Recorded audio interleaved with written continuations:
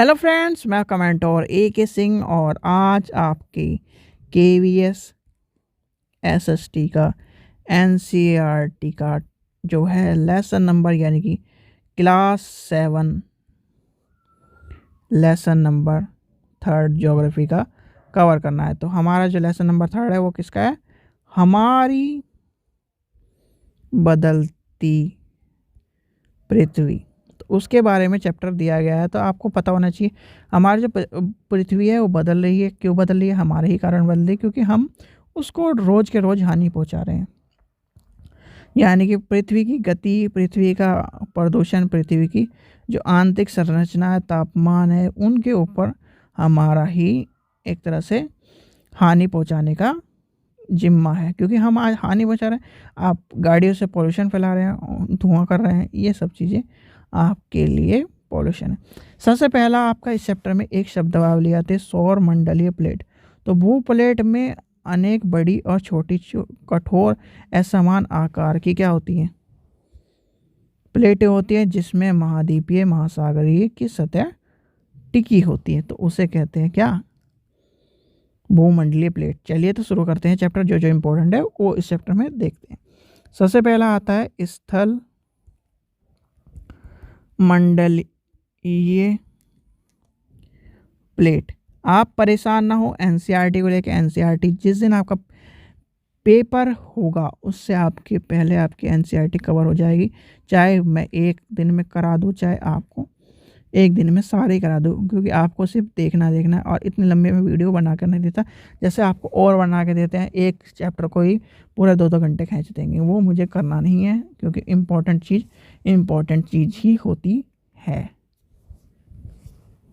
चलिए थोड़ा सा इस तरह कर लें जिससे बाहर की आवाज़ ना आए।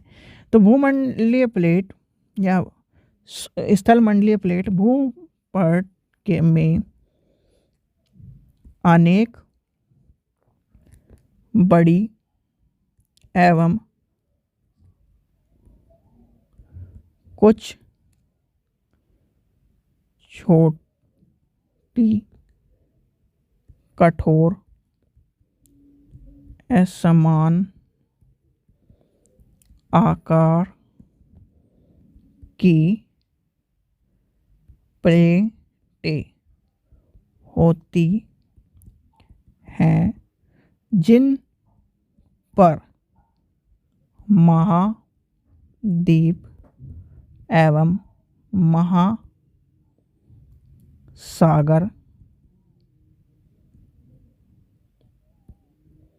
की सतह टिकी है। तो ये आ गया आपका। फिर आता है इसमें एक स्थल मंडल अनेक प्लेटों से बनी होती है, ये सबको पता है। विभाज्य है जिन्हें स्थल मंडलीय प्लेट कहते हैं। स्थल मंडलीय प्लेट आपको बता दिए, यानी कि यही स्थल मंडलीय प्लेट सारी यानी कि स्थल मंडल की प्लेटों से विभाजन के तौर पर। भाई ये है आपकी प्लेट, ये प्लेट, ये प्लेट। भाई ये जैसे कहते हैं ना, घर में 4 बर्तन होंगे तो खनकेंगे, वही आपकी घर की नीचे मतलब धरती के नीचे इस तरह की प्लेट प्लेट मान के चलिए। ठीक है। फिर आती है अंतर्जनीय बल। यानी कि अंतर्जनीय बल और बाहरी जनीय बल के बारे में आपको समझना है। तो बाहरी जनीय और अंतर्जनीय बल पहले लिख लें। अंतर्जनिक बल। कोई बता सकता है इसमें क्या हो और इसमें क्या अंतर है? एक है बाह्य जनिक बल।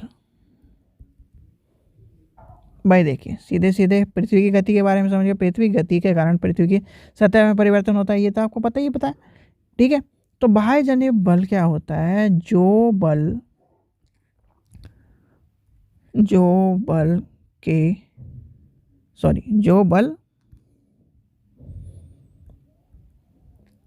बल पृथ्वी के आंतरिक भाग में घटित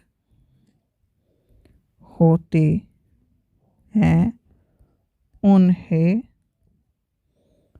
अंतर्जनित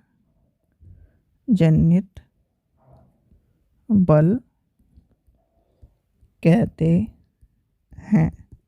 और बाहरी में बाहर से जो पृथ्वी के बाहर के तरफ होता है वो जो बल पृथ्वी की सतह पर उत्पन्न होते हैं उन्हें बाह्य जनिक बल कहते हैं। फिर आता है आंतरिक जनिक बल यानी कि भूकंप और ज्वालामुखी। ये भाई ये चीज़ें हमने पढ़ ली है, तो भूकंप और ज्वालामुखी किसके धरती का अपने जो आते हैं तो वो आ जाएंगी सारी। फिर आता है आंतरिक जन बल यानी कि पृथ्वी गति हो गई, पृथ्वी गति से आंतरिक जनिक बल और बाह्य जनिक बल। और बाह्य जनिक बल में क्या क्या आता है, आकस्मिक बल यानी कि चलिए 1 मिनट देखिए। अब आंतर जनीय बल क्या क्या आएगा, आकस्मिक बल, पट्टल विवरण बल, पर्वतीय निर्माण करने बल। इसी के द्वारा आपका क्या हुआ है, ये वाला आपका पर्वत का निर्माण करने वाला बल है। जैसे कि दोनों प्लेटें टकराई हिमालय का निर्माण हुआ था, उसी तरह से भूकंप,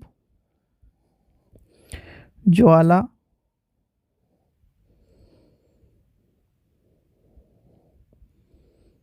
मुखी और आपका आ जाएगा भूस्खलन। ये आपके हैं इसके अंतर्जनीय के। अब आता है बाह्य जनिक के।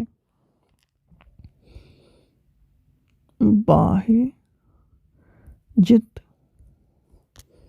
बल यानी कि बाहर के कौन से हैं, अपर्दन, निष्पर्दन या निष्पेक्षण,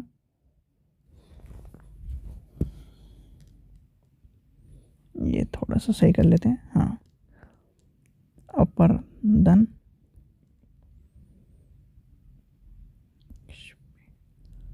शन,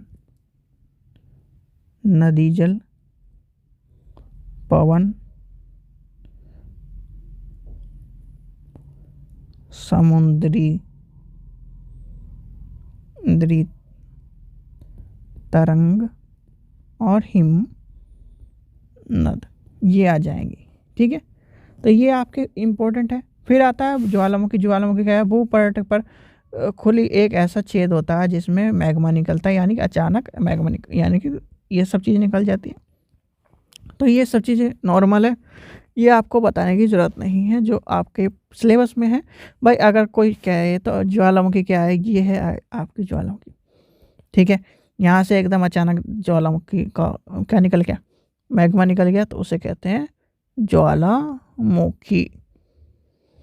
चलिए आगे चलते हैं, इसे क्लियर करते हैं।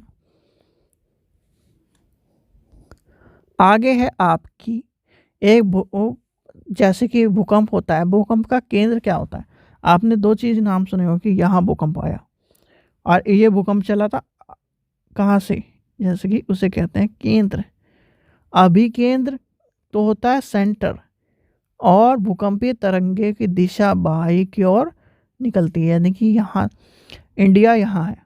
ठीक है, और कहते हैं कि भूकंप आया कहाँ से, इस तरह से अफगानिस्तान से भूकंप आया, तो इस तरफ से यानी कि सेंटर ऑफ अफगानिस्तान है, और इधर की तरफ चला भूकंप, तो इस तरफ से भूकंप के ये कहते हैं उसे अभिकेंद्रित, यानी कि ये अभिकेंद्रित है इसका। तो ये चीज़ इम्पोर्टेंट है। और क्या इम्पोर्टेंट है आपका, मुख्य स्थलाकृति। भाई नदी के कार्य पढ़ लिए, नदी के कार्य क्या होते हैं, कठोर जो स्थिति होती है सबसे ऊपर वाली, फिर उसके जल की शक्ति का इस तरह से बट्टे चल जाते हैं, यानी कि ये है नदी। नदी के नीचे ये सब चीज़ें होती है, तो इस तरह से आपकी नदी उठती है। तो ये सब चीज़ें इम्पोर्टेंट नहीं है खासकर, हमारे लेवल के लिए इम्पोर्टेंट नहीं, जो आपको चीज़ें बताई जाए। भाई नदी के कार्य क्या होता है, सबको पता है नदी के कार्य होता है, पानी के सब चीज़ें होती है। फिर आता है वाष्प। वाष्पीकरण क्या होता है, वाष्पीकरण जो पानी उड़ता है और उसके नदी बनती है, वो आ जाता है। लास्ट आता है डेल्टा। ये इम्पोर्टेंट है, हमें डेल्टा पढ़ना है। डेल्टा इम्पोर्टेंट है क्योंकि डेल्टा पूछा जाता है। डेल्टा क्या होता है भाई, डेल्टा कोई बता सकता है मुझे क्या होता है डेल्टा? देखिए, सभी मुहानों के अवसादों के संग्रह से डेल्टा का निर्माण होता है। फिर आता है समुद्री तरंगे, हिमानी, ये सब चीज़ें आपके कॉमन काम की नहीं है। और लास्ट है पवन।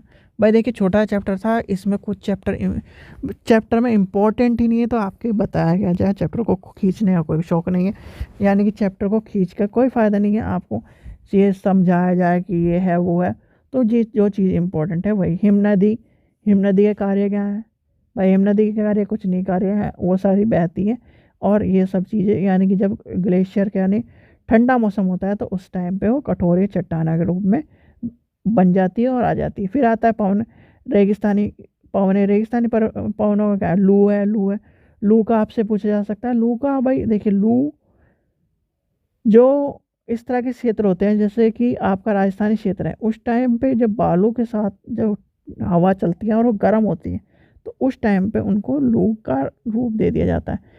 इस चैप्टर में आपका जो इम्पोर्टेंट है, देखिए, एक ज्वालामुखी है, ज्वालामुखी पूछे जा सकते हैं। फिर आती है पृथ्वी की गति। पृथ्वी की गति में अंतर्जनीय, बाह्यजनीय, ये दो इम्पोर्टेंट है। अंतर्जनीय और बाह्यजनीय आपसे पूछा जाएगा।